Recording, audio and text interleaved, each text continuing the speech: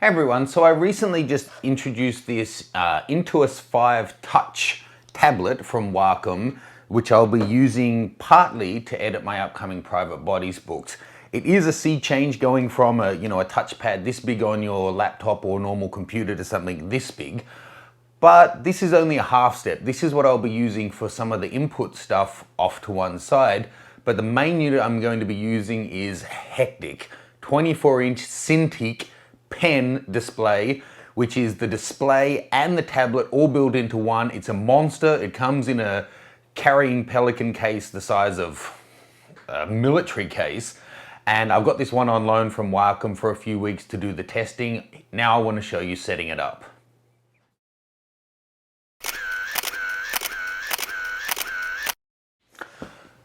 You didn't think I was joking about the size of this thing, did you? It's immense. Obviously, this is the case that Wacom sent it out for demo purposes. You don't get this when you buy it. But the actual unit is about 30 kilos, and with all of the packaging, this weighs in at about 50 kilos or 110 pounds. It's off the chart. So I'm gonna set this bad boy up. It's gonna take up most of this desk, and it's what I'll be editing the Private Bodies book on. Ta-freaking-da. This thing is huge and really probably should have a second person to set it up, but I'm an idiot, so let's do it.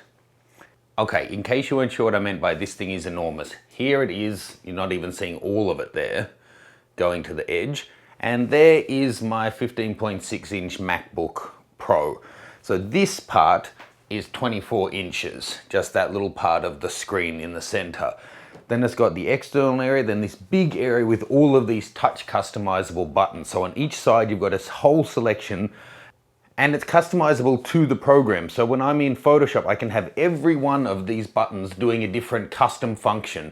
Then in Lightroom, change it so they all do something different. In a browser, all do something different. Video editing, all do something different. And likewise on the pen. So really cool. And this is, of course, an input unit and an output display. So you need to plug it in as a monitor and as an input.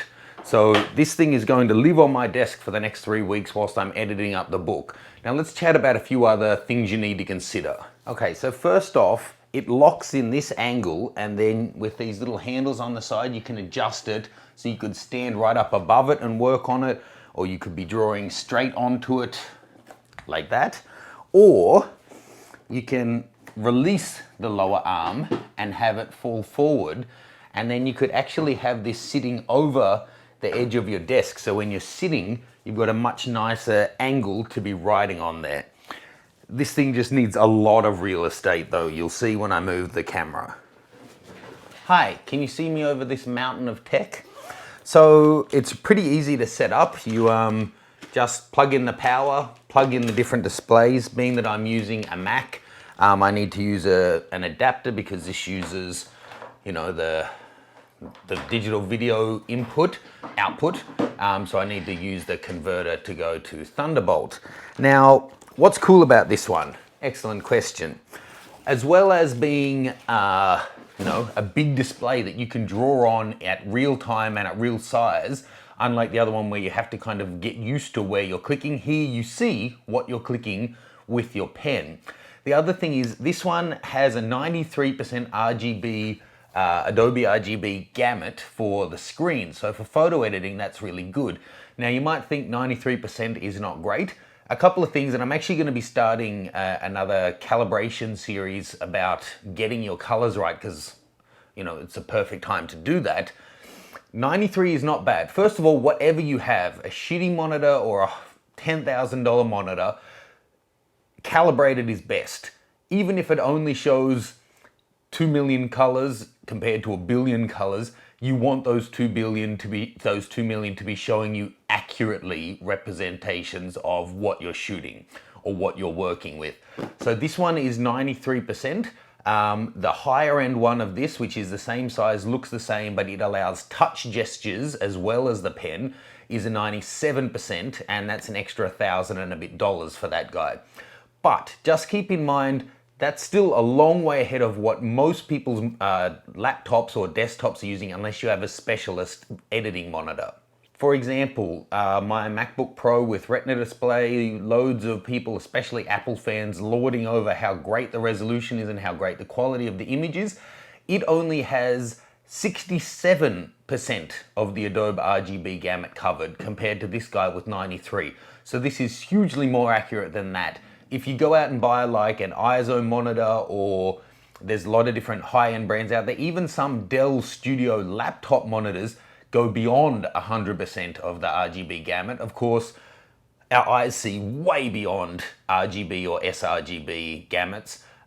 It's just that screens can't, display that, and a lot of cameras can't catch that much. But so 93% properly calibrated is going to be just fine for the book. So let's actually plug it all in and I'll show you this one in use. Okay, so I've plugged this one into the power. You can see some lights have turned on.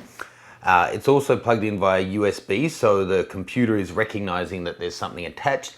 Now I've just got the display and the adapter, plug that in, and I already set this one up to set my computer monitor to be on the left-hand side and then this one on the right. So there we go. It's brought up all of my desktop onto this screen, and then the computer screen is bare. Okay, so let's actually go in closer just on the Wacom then. Okay, so pretty straightforward. Now where I point it is where I'm actually clicking. And so you can, grab the corners, do anything like that. Tap, tap, tap. Now and as I said, this one, it actually registers being even like a centimeter or half an inch away. It works out where the pen is, even though the pen has no battery in it, it still knows where the pen is. So let's bring up Photoshop. And you can rest your hand on here. This is not the touch one, so you're not going to interfere with it. Okay, and let's choose some crazy brush. Okay, so you can see there's this funny thing. But as I turn the brush around, it does actually follow, which is quite cool. And then as I push it harder, it's set up at the moment to change the opacity by how hard I push down. So unlike a mouse where you just have on or off, you either click it and it's activated or you click it off and it's off. This one, as you actually push harder, it registers it. And you can customize these buttons to actually go in and say, do you want it to change the hardness, or do you want it to change the opacity, or do you want it to change the actual size of the brush, and it'll go through and do that stuff.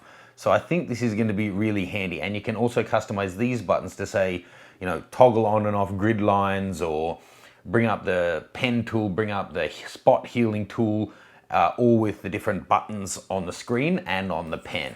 So pretty sweet, right? A serious piece of kit. It is expensive, but think about how much you've spent on your photography stuff. If you're going to be printing, well, this is opening a can of worms. I'm going to do a whole series on calibration. You definitely want to be calibrating your screens, whatever they are, whether they're something high-end like this or even your normal laptop screen.